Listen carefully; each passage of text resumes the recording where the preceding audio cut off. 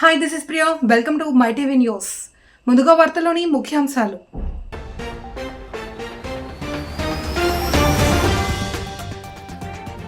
సాంకేతికతను అందిపుచ్చుకోవాలి అని రాష్ట్ర విద్యాశాఖ మంత్రి విజయవాడలో నిర్వహిస్తున్న పాలిటెక్ ఫెస్ట్కి హాజరైన నారా లోకేష్.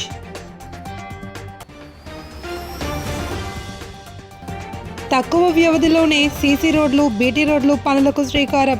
పార్వతీపురం, మన్యం జిల్లాలో సీసీ రోడ్లను ప్రారంభించిన మంత్రి గుమ్మడి సంధ్యారాణి.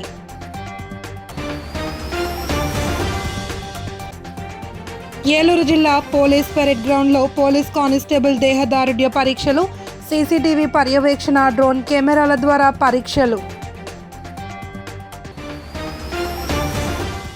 సాంకేతికతను అందిపుచ్చుకోవాలి అని రాష్ట్ర విద్యాశాఖ మంత్రి నారా లోకేష్ అన్నారు. విజయవాడలో నిర్వహిస్తున్న పాలిటెక్ ఫెస్ట్ 2024-25 కార్యక్రమానికి ఆయన హాజరయ్యారు. విద్యార్థులు రూపొందించిన పలు ప్రదర్శనలు ఆయన సందర్శించారు. ఈ సందర్భంగా ఆయన మాట్లాడుతూ ప్రభుత్వ పాలిటెక్నిక్ విద్యార్థులలో ఇంత అద్భుతమైన ప్రతిభ ఉంది అని అనుకోలేదు. ఈ ఫెస్ట్ అనేది 2018లో చంద్రబాబు తీసుకొచ్చిన విధానం అన్నారు. పట్టణాలలోనే కాకుండా గ్రామాలలో కూడా ప్రతిభ కలిగిన వాళ్ళు ఉన్నారు. అందరికీ సాంకేతికతను అందజేయాలన్నారు.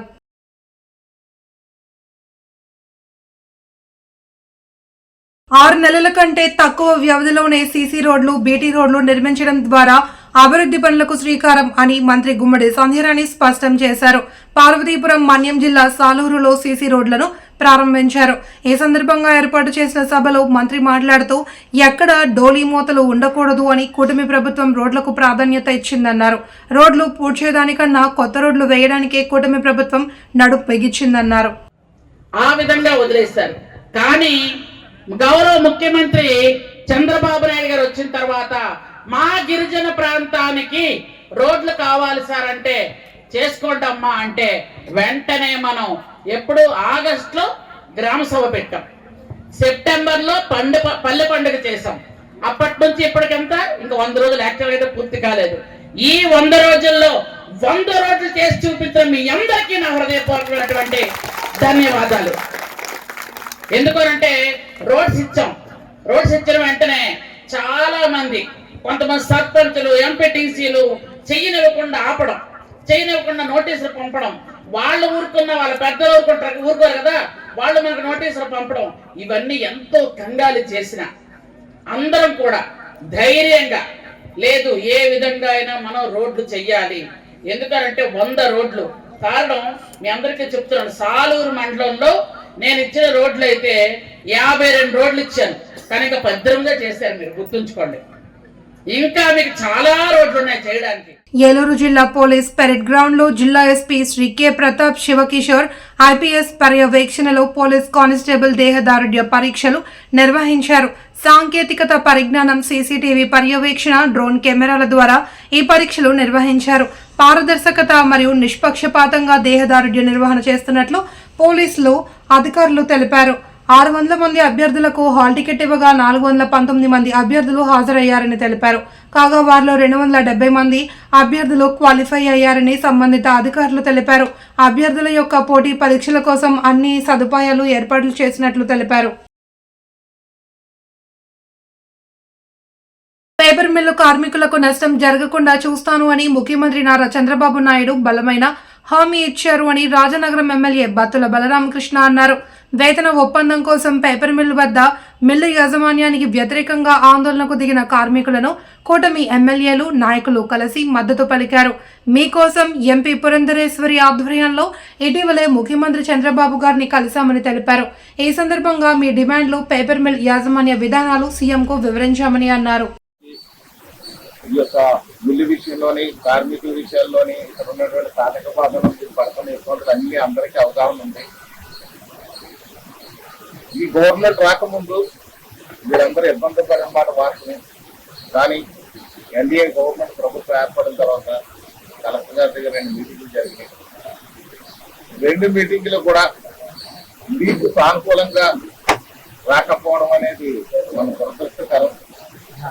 కాకపోతే మొన్న జరిగినటువంటి కలెక్టర్ గారు మన కందు దుర్గేష్ మంత్రి గారు, ఎంపీ పురంధేశ్వర్ గారు, అలాగే సిటీ శాసనసభ్యులు మన ఆదిరెడ్డి వాసు గారు, రూరల్ శాసనసభ్యులు మన బుచ్చి చౌదరి గారు, రాజనగరం నుండి నేను, అదే విధంగా మరి కొంతమంది పెద్దలు, యూనియన్ లీడర్లు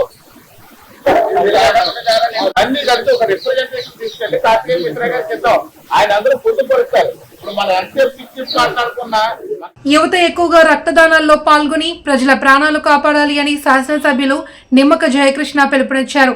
పార్వతీపురం మన్యం జిల్లా పాలకొండ ఏరియా ఆసుపత్రిలో బ్లడ్ బ్యాంక్ ను జిల్లా కలెక్టర్ శ్యామ్ ప్రసాద్ తో పాటు ఆయన ప్రారంభించారు. రోగులకు రక్తం అందుబాటులో లేక మృత్యువాత పడ్డారని తెలిపారు. ఏజెన్సీ ప్రాంతాల్లో రక్తహీనత ఎక్కువగా ఉండడంతో చాలా మంది గిరిజనులు బాధపడుతున్నారని అన్నారు. ఎన్నో సంవత్సరాల నుండి ఏరియా ఆసుపత్రిలో సమస్యగా ఉన్న బ్లడ్ బ్యాంక్ కోరిక తీరిందన్నారు. మన పాలకొండ ఏరియా హాస్పిటల్కి బ్లడ్ బ్యాంక్ అనేది ఇప్పటి వరకు లేదు. కూటమి ప్రభుత్వంలో మరి బ్లడ్ బ్యాంక్ని మన పాలకొండ ఏరియా హాస్పిటల్కి మంజూరు చేయడం జరిగింది. గౌరవ ఆరోగ్య శాఖ మంత్రి గారు ఈ బ్లడ్ బ్యాంక్ని ఆ రోజు పాలకొండలో ఓపెన్ చేశాం. ఈరోజు ఎక్విప్మెంట్ అంతా కూడా మరి ఏరియా హాస్పిటల్ పంపించడం జరిగింది. మరి చాలామంది బ్లడ్ అవసరమై ఏదైనా ప్రమాదం జరిగినా, అలాగే తలసీమియా పేషెంట్లు కానీ, అలాగే ఎనీమిక్ పేషెంట్స్ కానీ ఎవరైనా అత్యవసర పరిస్థితుల్లో బ్లడ్ కావాలంటే శ్రీకాకుళం కానీ పార్వతీపురం కానీ వెళ్లాల్సినటువంటి పరిస్థితి గతంలో ఉండేది. ఈరోజు కూటమి ప్రభుత్వం ఏర్పడ్డాక నిరుపేదలందరికీ కూడా అందుబాటులో బ్లడ్ ఉంచాలనే ఉద్దేశంతో ఈరోజు బ్లడ్ బ్యాంక్ని మన పాలకొండ ఏరియా హాస్పిటల్ మంజూరు చేశాం. అలాగే ముఖ్యంగా యువకులు కానీ అందరికీ మీకు విజ్ఞప్తి చేసింది ఏంటంటే అందరూ ముందుకు రండి, అందరూ ముందుకు వచ్చి మరి బ్లడ్ని డొనేట్ చేయాలని పత్రికాముఖంగా నేను తెలియజేస్తున్నాను. మీరు బ్లడ్ ఇవ్వడం వల్ల మరి చాలామందికి అత్యవసర సమయాల్లో అవసరమైనటువంటి అందరికీ కూడా బ్లడ్ ఉపయోగపడుతుంది. కాబట్టి ప్రతి ఒక్కరు కూడా పెద్ద మనసుతో అందరూ కూడా వచ్చి మరి బ్లడ్ని డొనేట్ చేయాలని పత్రికాముఖంగా మరి మీడియా ద్వారా నేను తెలియజేస్తున్నాను. మరి కూటమి ప్రభుత్వంలో మరి నేను ఎమ్మెల్యేగా ఉన్న హయాంలో ఈ బ్లడ్ బ్యాంక్ రావడం నాకైతే చాలా సంతోషంగా ఉంది. రాజకీయాలలో ప్రమాణాలు నిలిపిన గొప్ప నాయకుడు మాజీ ఎమ్మెల్యే ఏసీవై రెడ్డి అని రాష్ట్ర పర్యాటక, సాంస్కృతిక, సినిమాటోగ్రఫీ మంత్రి కందుల దుర్గేష్ అన్నారు. తూర్పుగోదావరి జిల్లా రాజమహేంద్రవరం నగరంలో జెండా పంజా రోడ్లోని మద్దూరి అన్నపూర్ణయ్య పార్కులో మాజీ ఎమ్మెల్యే రౌతు సూర్యప్రకాష్ రావు సౌజన్యంతో ఏర్పాటు చేసిన మాజీ ఎమ్మెల్యే, మాజీ మున్సిపల్ చైర్మన్, మాజీ డ్రైనేజ్ బోర్డు చైర్మన్ ఏసీవై రెడ్డి విగ్రహాన్ని మంత్రి దుర్గేష్ సోమవారం ఆవిష్కరించారు. ఈ సందర్భంగా మంత్రి మాట్లాడుతూ రాజకీయ నిబద్ధత, పరిశీలన దృక్పథం తన ప్రగతికి సోపానాలు అయ్యాయని గుర్తు చేశారు. నిస్వార్థంగానే ఉన్నాడు ఆయన. లంచం పుచ్చుకున్నాడు, కరప్షన్ చేశాడు. కానీ శత్రువు దగ్గర కూడా నేను ఇప్పుడు శత్రువు దగ్గర కూడా ఆయన ఆ సాంప్రదాయాలన్నీ కూడా ఇప్పుడు కొనసాగే ఇబ్బందిగానే ఉన్నాయి ప్రస్తుత రాజకీయ పరిస్థితులు. ఒక నాయకుడితో నచ్చని వాడు ఇంకో నాయకుడితో కూడా చూస్తే మీ ఇద్దరికి చెడే రోజులు వచ్చేస్తాయి. ఇవన్నీ కూడా మళ్ళా ఇలాంటి నాయకులను చూసి ఈరోజు ఈ వేదిక మీద తెలుగుదేశం పార్టీ నుంచి గని కృష్ణ గారు వచ్చున్నారు. తో కలిసి ప్రయాణం చేసినటువంటి అనుబంధంలో ఏసీవై రెడ్డి గారితో కలిసి తిరిగి ఆయన పద్ధతులు చూసిన తర్వాత ప్రజలతో ఎలా మమేకం కావాలనేటువంటి అంశాలు వారి దగ్గర నుంచి నేర్చుకున్నాను. అరుణ్ కుమార్ గారితో తిరిగిన తర్వాత ఒక సునిశ్చితమైన పరిశీలన శక్తితోటి ఒక మంచి చేయాలంటే ఏ రకమైన ఆలోచన చేయాలనేటువంటి అంశాన్ని నేర్చుకున్నాను. వారిద్దరి వల్ల ఇవాళ నాకు ఇంత అద్భుతమైనటువంటి ప్రగతి వచ్చిందనేటువంటి మాటని నేను మనస్ఫూర్తిగా నమ్ముతున్నాను. అదేవిధంగా ఏసీవై రెడ్డి గారు ఏ సందర్భంలో అయినా సరే మా తాతగారితో వారికి ఉన్నటువంటి అనుబంధంతో ఆయన కూడా మున్సిపల్ చైర్మన్ ఎమ్మెల్యే చేశారు. అప్పట్లో ఏసీవై రెడ్డి గారు అన్నగారు ఏవై రెడ్డి గారు మా తాతగారు మున్సిపల్ చైర్మన్ చేసినప్పుడు అందులో కౌన్సిలర్ గా ఉన్నారు. ఈ అనుబంధం ఆ కుటుంబాల మధ్య ఉన్నటువంటి అనుబంధంతో ఏసీవై రెడ్డి గారితో నేను చాలా సన్నిహితంగా పెరిగేవాడిని. హైదరాబాద్ వెళ్ళినా ఆయన దగ్గర గొప్పతనం ఏంటంటే రాజమండ్రిలో ఆయన్ని అనుచరులుగా ఉన్నటువంటి వాళ్ళు కొన్ని వేల మంది ఉండేవారు. ఏ వార్డులోకి వెళ్ళినా కూడా ఇందాక అరుణ్ కుమార్ గారు చెప్పినట్లుగా ప్రధానమంత్రి మోడీ ఈ నెల 8వ తేదీన విశాఖలో నిర్వహిస్తున్న సభను కూటమి నాయకులు, కార్యకర్తలు విజయవంతం చేయాలి అని చిలకలూరిపేట శాసనసభ్యులు, పెందుర్తి నియోజకవర్గం పరిశీలకులు పత్తిపాటి పుల్లారావు నాయకులకు పిలుపునిచ్చారు. ఈ మేరకు పెందుర్తి నియోజకవర్గం కూటమి నాయకుల ఆధ్వర్యంలో విశాఖ జిల్లా పెందుర్తి మండలం సుజాత నగర్లో సమావేశం నిర్వహించారు. ఈ సందర్భంగా ఆయన మాట్లాడుతూ ప్రధానమంత్రి మోడీ సభను ఏ విధంగా విజయవంతం చేయాలో నాయకులకు సూచనలు చేశారు. ఈ కార్యక్రమంలో పెందుర్తి శాసనసభ్యులు పంచకర్ల రమేష్ బాబు, పెందుర్తి నియోజకవర్గ తెలుగుదేశం పార్టీ సమన్వయకర్త గండి బాబ్జీ, పలువురు నాయకులు, కూటమి నాయకులు, కార్యకర్తలు పాల్గొన్నారు. బస్సులు మాత్రం వాళ్ళు వదిలేద్దాం, మన కార్లు కానీ, ఆటోలు కానీ, బైకులు కానీ మనం ట్రాన్స్పోర్ట్ ఏర్పాటు చేసుకుందాం. మీకు తెచ్చే వాళ్ళు ఎవరికన్నా ఇంకా ట్రాన్స్పోర్ట్ కావాలి అంటే వాళ్ళ జోలికి వెళ్లకుండా మన వాళ్ళకి లేని వాళ్ళు ఎవరైనా ఉంటే నాతో వాళ్ళంతా నేను మీతోనే ఉంటాను. ఈ పార్లమెంట్ లోనే 35,000 36,000 మంది రావాలని పార్టీ నిర్ణయించడం జరిగింది, కూటమి ప్రభుత్వం. కాబట్టి ఎవరికి వారు మనం వస్తారు అనేటువంటిది కాకుండా దాదాపు 313 పికప్ పాయింట్స్ పెట్టారు. ఈ నియోజకవర్గానికి 740 వెహికల్స్ ఇస్తున్నారు. ఇంకా వెహికల్స్ కావాల్సింటే కూడా ఇస్తారు.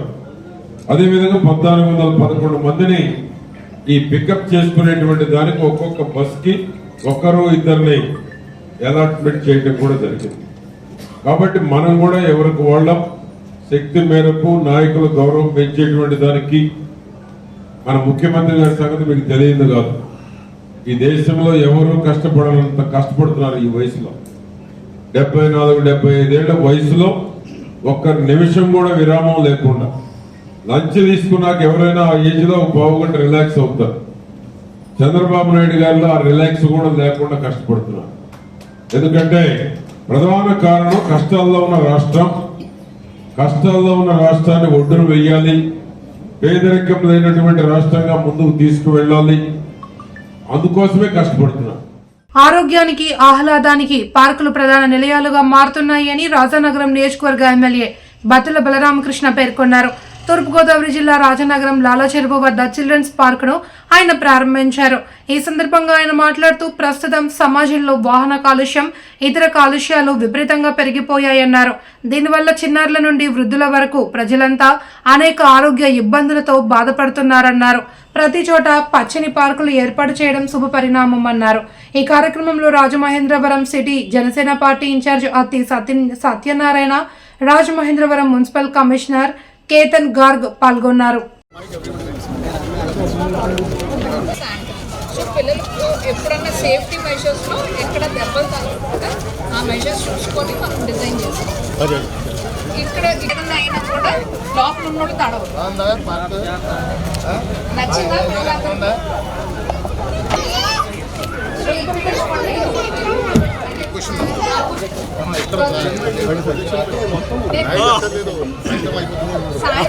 చెస్ 4 feet హైట్, కింగ్ కానీ క్వీన్ కానీ బాన్స్ అన్నీ ఉంటాయి కదా. ఏపీ పేపర్ మిల్ లాక్డౌన్ అనేది ఒక డ్రామా అని, పేపర్ మిల్ యాజమాన్యంలో ఉన్న ఒక చీడపురుగు వల్లే ఉద్యోగులకి అన్యాయం జరుగుతుంది అని కాంగ్రెస్ పార్టీ తూర్పుగోదావరి జిల్లా అధ్యక్షుడు టీకే విశ్వేశ్వరరెడ్డి అన్నారు.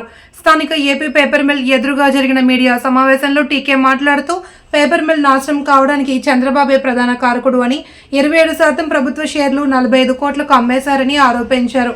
పేపర్ మిల్లులో ఉన్నత స్థాయిలో ఉన్న ఒక చీడపురుగు వల్లనే ఈ పరిస్థితులు ఎదురవుతున్నాయి అని అన్నారు. ఆయనతో చిట్టూరి ప్రవీణ్ చౌదరి అనే కార్మిక నాయకుడు కుమ్మక్కై కాంట్రాక్ట్ కార్మికులకు అన్యాయం చేస్తున్నారని ఆగ్రహం వ్యక్తం చేశారు. ఆ చీడపురుగు పోతేనే కానీ ఈ బిల్లు కనుక బాగుపడదా, మళ్ళీ బిల్లు స్వతంగా రావాలంటే ఆ చీడపురుగు పోవాలి. కాబట్టి ఈవేళ వీళ్ళందరికీ నిన్న ఎమ్మెల్యే నుంచి మీకు ఎందుకు మేము చంద్రబాబు నాయుడు గారి కమిటీ వేసేసింది, మీకు సాల్వ్ అయిపోతుంది. అసలు ఈ బిల్లు రాష్ట్ర ఇంపార్టెంట్ కారణమే చంద్రబాబు నాయుడు. ఎందుకంటే 51% షేర్స్ బంధువులు, 49% షేర్స్ లో 22% పబ్లిక్ కి, 27% గవర్నమెంట్ షేర్స్, 27% గవర్నమెంట్ షేర్స్ అవేళ చంద్రబాబు నాయుడు బంధువులకి కేవలం 47 కోట్లు పంపించాడు. 40 వెనకాల ఎంత తీసుకున్నాడో మనకు తెలియదు, కానీ అఫీషియల్ గా మాత్రం 47 కోట్ల రూపాయలకి బంధువులు పంపించాడు. వేళ 27% గవర్నమెంట్ షేర్స్ కాలం పట్టుకుని ఏంటో వర్కర్స్ కి జీతాలు మీరు 10,000, 8,000, 11,000. ప్రభుత్వానికి కళ్ళు తెరిపించాలి అనే ఉద్దేశంతో జనవరి 9న మురికివాడలో నివాసం ఉంటున్న ప్రజలతో విశాఖ జిల్లా జీవీఎంసీ వద్ద మహాధర్నా నిర్వహిస్తాము అని రూపా తెలియజేశారు. మురికివాడల నివాసాల హక్కుల పోరాట సంఘం ఆధ్వర్యంలో పెందుర్తి మండలంలో సంఘం నాయకులు ఆధ్వర్యంలో పోరాట దినం పోస్టర్ను విడుదల చేశారు. ఈ సందర్భంగా రూప మాట్లాడుతూ మురికివాడలో నివాసం ఉంటున్న ప్రజలందరికీ ప్రభుత్వం కనీస సదుపాయాలు ఏర్పాటు చేయాలి అని కోరారు. ప్రభుత్వాలకు ఎన్నిసార్లు విజ్ఞప్తి చేసినా ఫలితం కనిపించలేదని రూప ఆవేదన వ్యక్తం చేశారు. మేము పట్టణాల్లో ఉండే యోగ్యత కలిగిన వాళ్ళమే అని ఏదైతే దాడికి మేము విరుచుకుపడ్డామో ఆనాడు అరెస్టులు అయ్యామో 2012లో అరెస్టులు అయ్యి త్యాగాలకు ఉరికట్టి ఎక్కడున్న మురికి వాళ్ళు అక్కడే ఉండాలని ఏదైతే దాడి చేశారో కుట్ర పన్నారో ఆ నాయకులకి సరైన బుద్ధి చెప్పి ఎక్కడున్న మురికి వాళ్ళని అక్కడే అభివృద్ధి చేయాలనే నినాదంతో ఇప్పటి వరకు కూడా మురికి వాళ్ళని ఎక్కడున్న మురికి వాళ్ళని అక్కడ ఉంచినప్పటికీ కూడాను ఎక్కడున్న మురికి వాళ్ళని అక్కడ అభివృద్ధి జరగలేదు. మురికి వాళ్ళు ఉన్న ప్రజలు దైనందిక స్థితిలో ఉన్నాము. ఏదైతే స్లమ్ డెవలప్మెంట్కి వచ్చే 40% నిధులు కూడా మురికివాడలకి ఉపయోగించకుండా పక్కదోవలు పట్టిస్తున్న అధికారులు మాపై మురికివాడలో ఉన్న ప్రజలకు అభివృద్ధి చేయాలి. రేపు జనవరి 9 కార్యక్రమాలు జరిగే విషయంలో మేము ఏదైతే భవిష్యత్తులో వర్తమానంలో కర్తవ్యాలు మురికివాడలు ఉన్న ప్రజల అభివృద్ధికి మౌలిక సదుపాయాలకి మురికివాడలు డీనోటిఫై చేయాలని ఎక్కడున్న మురికివాడలు అక్కడే అభివృద్ధి చేయాలని రేపు జనవరి 9 కార్యక్రమాన్ని జయప్రదం చేయాలని ఒక నినాదంతో ఈరోజు కరపత్రం రిలీజ్ చేయడం జరిగింది. దీన్ని అందరూ గుర్తించాలని జయప్రదం చేసే మార్గంలో రావాలని సుబ్బలక్ష్మి కళ్యాణ మండపంలో ఉదయం 10 గంటలకు సదస్సు, మధ్యాహ్నం నుంచి ర్యాలీగా వెళ్లి జీవీఎంసీకి ఒక మెమోరాండం ఇవ్వాలని మురికివాడల కోసం పటిష్టంగా అమలు విజయవాడ కేసరపల్లి వద్ద విశ్వ హిందూ పరిషత్ ఆధ్వర్యంలో నిర్వహించిన హైందవ శంఖరావం భారీ బహిరంగ సభకు వెళ్తున్న బస్సులను విశ్వ హిందూ ధర్మ పరిరక్షణ రామసేన అధ్యక్షులు కంబాల శ్రీనివాసరావు జెండా ఊపి ప్రారంభించారు. ఈ సందర్భంగా ఆయన మాట్లాడుతూ విశ్వ హిందూ పరిషత్ సభ్యులు రామసేన సభ్యులైన తమపై ఎంతో నమ్మకంతో బాధ్యతను అప్పగించారని ఈ హైందవ శంకరావ సభకు జగ్గంపేట, రాజానగరం నియోజకవర్గాల నుండి సుమారు 45 నుండి 50 బస్సుల్లో ప్రజలు బయలుదేరడం జరిగిందన్నారు. తెల్లవారుజాము నుండే దండోపతండాలుగా లక్షలాదిగా ప్రజలను హైందవ శంకరావం సభకు వెళ్లడం జరిగిందన్నారు. జనవరి 5 కేసరపల్లి విజయవాడకి మేమందరూ కూడా హైందవ శంకరావం మీటింగ్ మేము బయలుదేరాము. దాదాపుగా విశ్వ హిందూ పరిషత్ వాళ్ళు మా మీద చాలా నమ్మకంతో వాళ్ళు చాలా సంతోషంతో మమ్మల్ని ఆహ్వానించి ఈ గురుతరమైన బాధ్యతను దాదాపుగా 45 నుంచి 50 బస్సుల దాకా వెళ్తున్నాయండి, ఈ బాధ్యతను మీరు స్వీకరించని చెప్పి చాలా మాకు ఆదేశాలు ఇవ్వడం జరిగింది. వారి ఆదేశాల మేరకు మేము రామసేన నుంచి దాదాపుగా మనం 40 నుంచి 50 బస్సుల వరకు మేము ఆర్గనైజ్ చేస్తూ వాటికి డీజిల్ కొరిది కొట్టించడం, తర్వాత బస్సు రవాణా సౌకర్యం ఏర్పాటు చేయడం జరిగింది. అంతే భోజన సదుపాయం వేరే వాళ్ళు అరేంజ్ చేశారు. దాన్ని కూడా మేము ఆర్గనైజ్ చేసుకొని చూసుకున్నాం.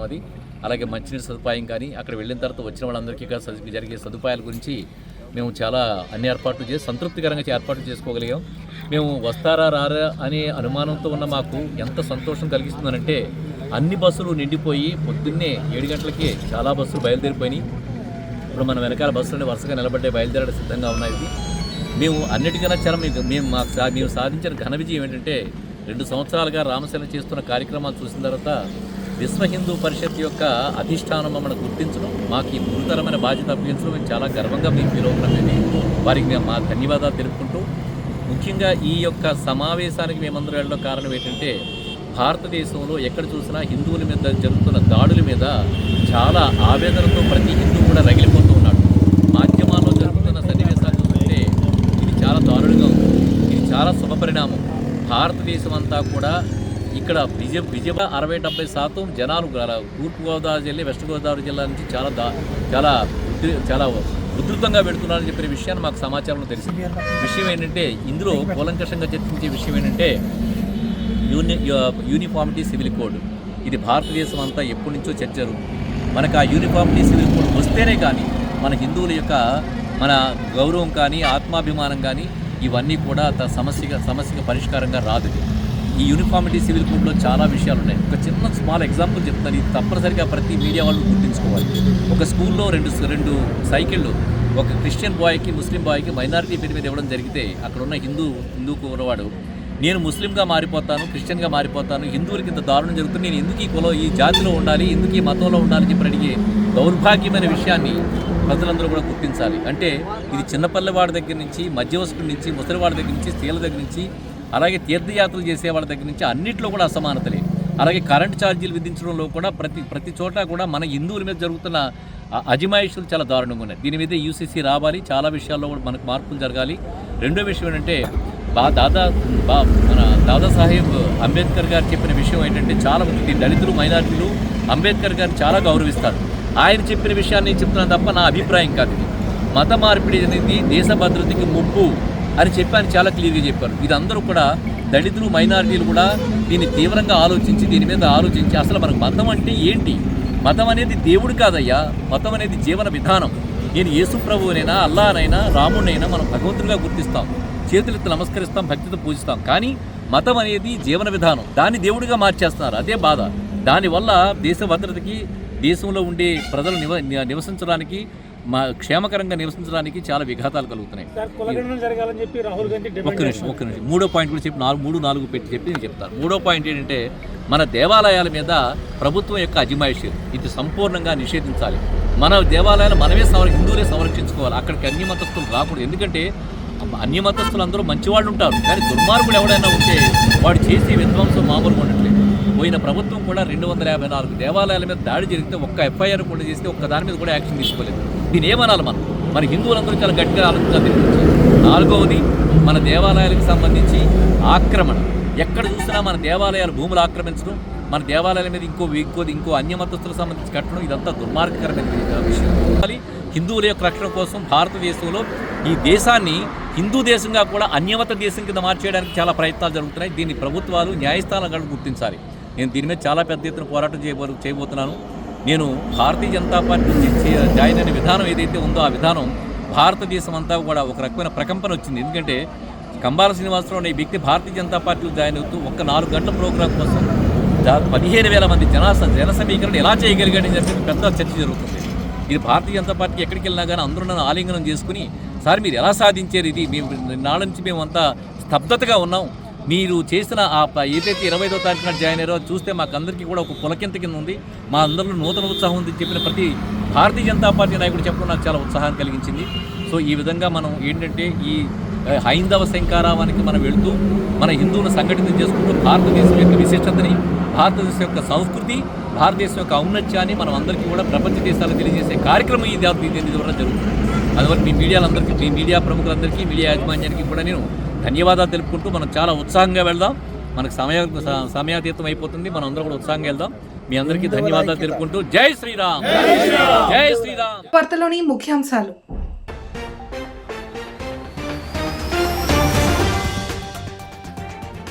సాంకేతికతను అందిపుచ్చుకోవాలి అని రాష్ట్ర విద్యాశాఖ మంత్రి విజయవాడలో నిర్వహిస్తున్న పాలిటెక్ ఫెస్ట్కి హాజరైన నారా లోకేష్.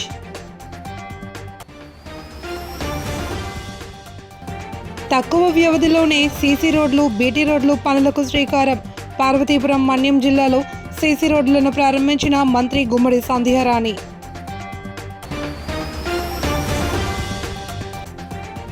ఏలూరు జిల్లా పోలీస్ పెరెడ్ గ్రౌండ్లో పోలీస్ కానిస్టేబుల్ దేహదారుఢ్య పరీక్షలు, సీసీటీవీ పర్యవేక్షణ, డ్రోన్ కెమెరాల ద్వారా పరీక్షలు.